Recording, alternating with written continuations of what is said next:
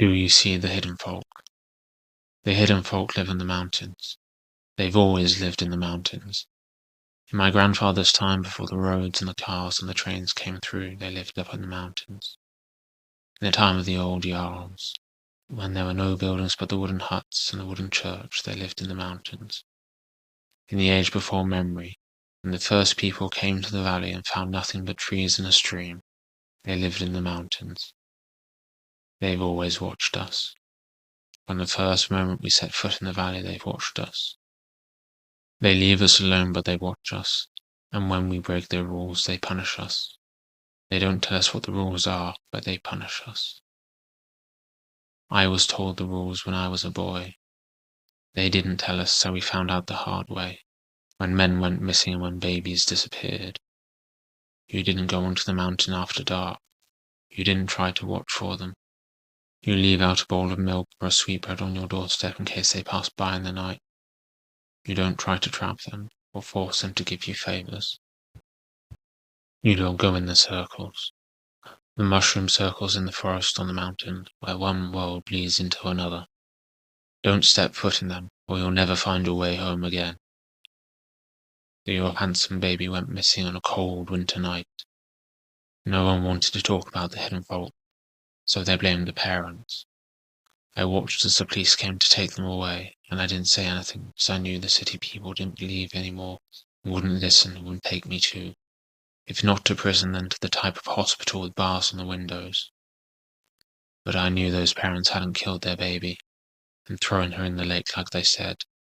I go to the lake often enough. I would know if they'd been there, either seen them myself or heard one of the other old men talk about the young woman with the baby in a bundle. In a small town there are always eyes on everyone. We're not so very different from the hidden folk in that way. I knew where the baby was. Not in the lake, but on the mountain.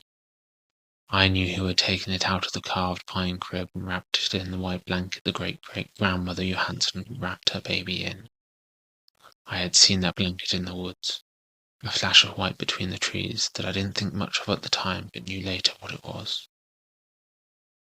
I had seen that blanket before, when the old woman who was then a young mother wrapped her baby in it, who would be my friend in time but not until he was older, and had clung to my mother because he cried. I knew that blanket, and I knew where it had gone. The hidden folk watch us, and we watch them in turn. They're good at hiding, so we gave them the name because their real one is another of the things they hide, but they're not perfect, and some of us have better eyes than others. The disappeared baby looked so much like my friend, several decades past now, but with his son's face and his grandson's, and now his great-grandson's too. I would know him when I saw him. That was important. The hidden folk can play tricks. So I went up onto the mountain, into the forest where my son doesn't like me to go anymore. And after a mile my feet hurt, and after 2 miles my knees hurt. And the most painful thing of all was that my son was right, and I am old now, and I can't pretend otherwise. But those years that lay on me might be a heavy burden for my body, but they were the reservoir of my mind, and from them poured the knowledge of the forest. There were trails and there were trails, and all of them walked by men and beasts for many a century. But there were places where there were no trails, and wasn't that strange, because why would a deer not go to a certain place? Unless there were paths you did not see, unless you were a deer or unless you knew how to look. I wondered if I was breaking the rules. I wondered if it mattered. What could the hidden folk do to me that would be worse than what they'd done to the Johanssons? One old man who didn't come down from the mountain one day wouldn't make much of a difference. My son would mourn, but he would tell himself that it had to happen sooner or later, and he would feel a little pleased that it was this way, and he had been right, and I was a stubborn old man who should have listened to him. And then he would feel guilty, which sat just fine with me, because what are old people for, if not to make their children feel guilty for not respecting them enough? I'd left in the morning, and lunchtime had left me behind by the time I reached the place where I knew you shouldn't go, the place where there were no trails that we used. There was nothing there, as I expected, but I walked in among the knots of pines and fallen trunks and briars and brambles and plants that were all ranked round to guard this one particular spot. There we are, the mushroom circle, in a clearing that was just big enough for it, overshadowed by bent and reaching firs. A part of me had always wanted to step into one of these and see where they led. A part of me was still afraid. I knew that I had less to fear from death today than I had at 20, far fewer years to lose, but living as a habit that it's hard to shake and you get set in your ways. Fear was what I had always known, and like every old man I found it hard to let go of what I knew. So yes, I was afraid. But I stepped into the circle anyway. It was almost a disappointment. There was no flash of light. There was no scenery spinning or lights in the sky. The trees stayed trees. The grass beneath my feet was the same grass I'd been standing on a moment earlier. But something had changed when I stepped out of the circle. There was a fox standing just outside the knot of trees when I forced my way back through the branches again. I guess they come and go as they please, because what kind of fox cares for rules? It seemed surprised to see me, and sat watching me for a little bit, as if checking that I was really there before it scampered and scurried and slipped away between the trees. The rules aren't the only thing they taught me as a boy. There were tricks too. They teach you to follow the rules first, teach you that you must never break them, and then when they're confident the lesson's sunk in, the old folks look around in case there's any parents nearby who wouldn't want them giving their children ideas. And if there isn't, they lean in, and they whisper, "But if you do break the rules, here's what you do." A trick or two that might help you out, but nothing's sure, so be careful. I would have been the one to whisper to the handsome baby, because my friend isn't here, and his son is too modern, and the baby's father isn't supposed to be the one to teach his child that sort of thing. Fathers hold the rod, or they did in the old days, but even though it's now just harsh words, it's still the same principle. They're supposed to keep the children out of trouble. It's the old men who are supposed to teach boys how best to get into trouble, and if they do, how to get out of it again. Otherwise old age won't be very much fun at all. So I cut a notch in the tree, and continued on my way. I walked a little more and cut more notches, and as I did I wondered if maybe, just maybe, the hidden folk were nothing but stories after all.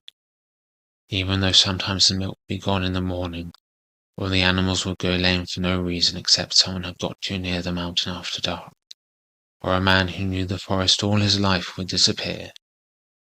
All those things had happened in my lifetime, but they could have been caused by other things. And there'd never been a baby in my time, and not for generations, far back enough that who knew what had happened. I could be wrong. And then I saw someone walking in the forest. Only their back, but I could tell it was someone I didn't know, and I know everyone in the valley. I didn't call out, but I watched them, and I saw they hadn't seen me, so I hid behind a tree because the hidden folk aren't the only ones who need to see and not be seen. And I watched him going along a trail that I had never known before, but on this side of the mushrooms was clear as a line of the stream through the valley. So I followed the trail, and I followed the man, who might not be a man, or so it seemed to me. He was wearing a fur coat and leather trousers, and there are some men who would wear such things in the valley, but also it was not a thing of synthetic fibres and glossy like my son had bought for me. By and by I heard a baby's cry. It was strong and it was nearby, and although I couldn't see where it was coming from, it gave me that direction. Up the mountain, in a copse of trees so thick I'd never been near it before. It was steep, but on my hands and knees I dragged myself up the scree of loose dirt and loose needles, and the crying got louder all the while. I found a path through the copse, and again I'd never seen it before in all the years I'd known this mountain, and those were many. The baby's cries were harder now, almost as if he knew I was close. I went through the trees, and with the blood thumping in my ears, I scarcely heard another sound beyond that and the baby. Not the scrape of pine needles against my coat, and not the sound of my footsteps.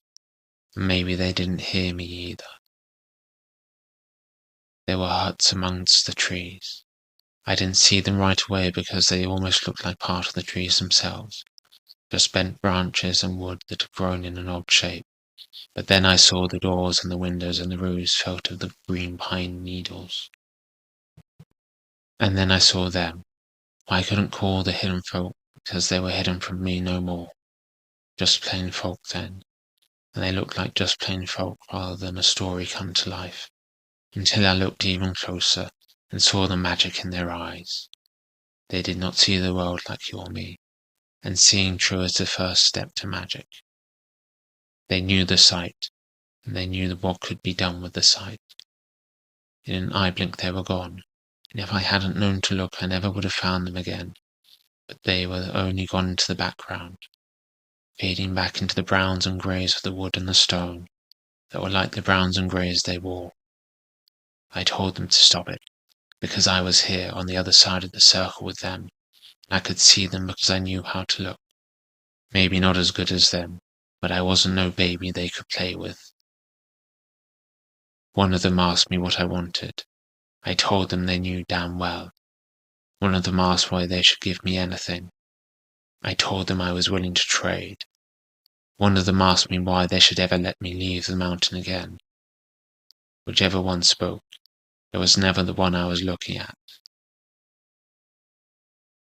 It was a wondrous thing to see the hidden folk for the first time, but I'm an old man and I missed my lunch and I was tired. So I got the ball bearings out of my pocket and tipped a handful of the tiny steel spheres out onto my palm, and I told them I'd throw them all over the place if they weren't civil. So the one with the bow that I couldn't see at all, but I knew was there somewhere, could point his arrow somewhere else, because even if he killed me clean, they'd still spill everywhere, and if he didn't, I'd throw the whole bag. And then there'd be iron all over their homes, and they wouldn't like that at all. That gave them pause all right. So they sat and they thought for a moment, and I could see how they were wondering how to kill me, because none of my people had ever dared do something like this, at least not for a very long time. And there had to be a price for this, like there was for everything. But eventually one of them asked what I'd come to trade with. I could tell I'd shaken them, because I saw which one of them spoke. The others turned angry eyes on him but didn't shut him up. Still holding the bearings, I reached into my jacket pockets, took out the cartons of milk and the cheese. The good cheese we make ourselves, not that plastic packaged stuff that I've been carrying around all day and been very tempted to snack on. I laid them on the ground and told them they could have it all and I'd leave without spilling a single scrap of iron if they just let me take the baby home. They weren't impressed. It wasn't good enough. Not for a baby.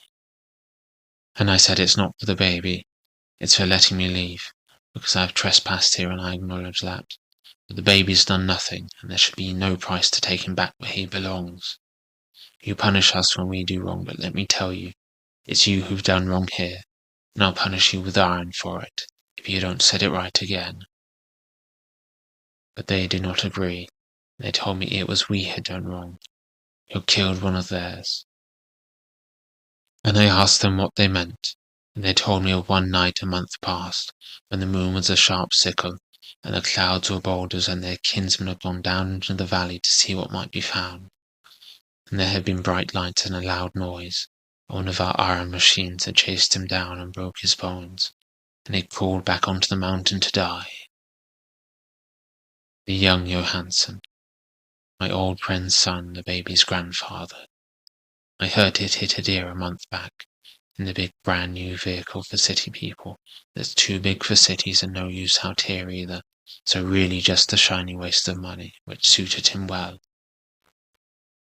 He said it was so quick he barely saw it, and that he would have stopped and put the animal out of its misery, but he'd been so shocked he just went home. And one of my generation had asked why he hadn't got his gun and gone back and done the right thing, which was mean, because they knew he had no gun and didn't hunt. but it had to be said all the same, because if it had been a deer, he'd just left it there suffering. Some of us went out and didn't find it, although we'd found the blood trail. It disappeared into the forest, and that was that, and we didn't think any more on it. So I told them it was no crime of ours if one of theirs had walked in front of an iron machine.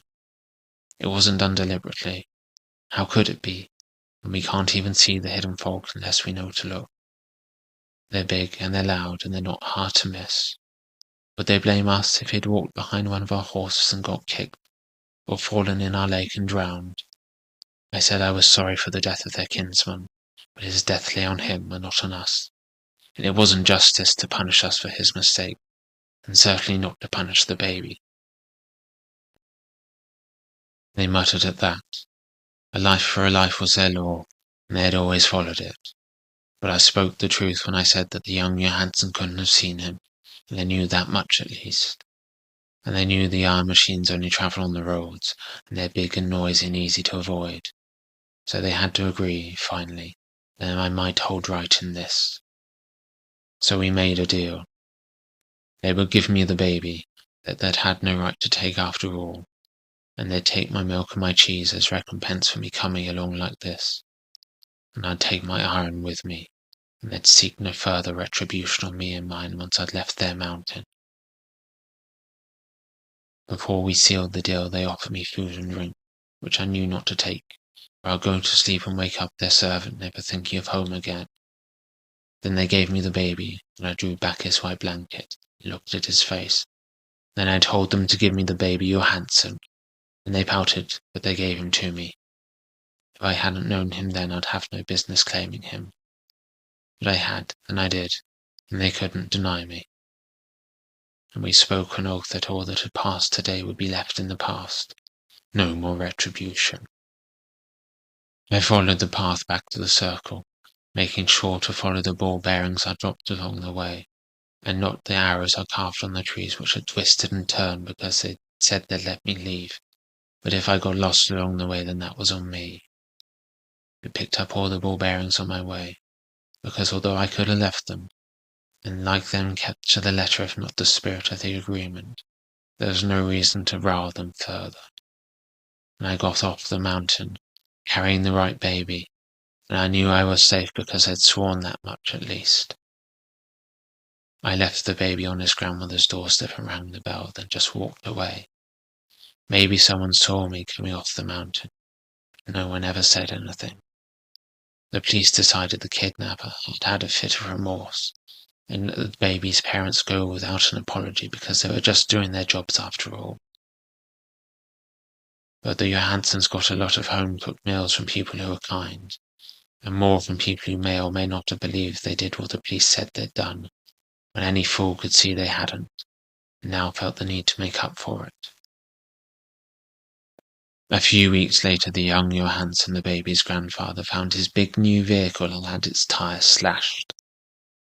And when my friend Jens said he saw me walking near their house that evening, I told him, unfortunately, I hadn't seen anything and couldn't help. But likely it was the hidden fault playing tricks.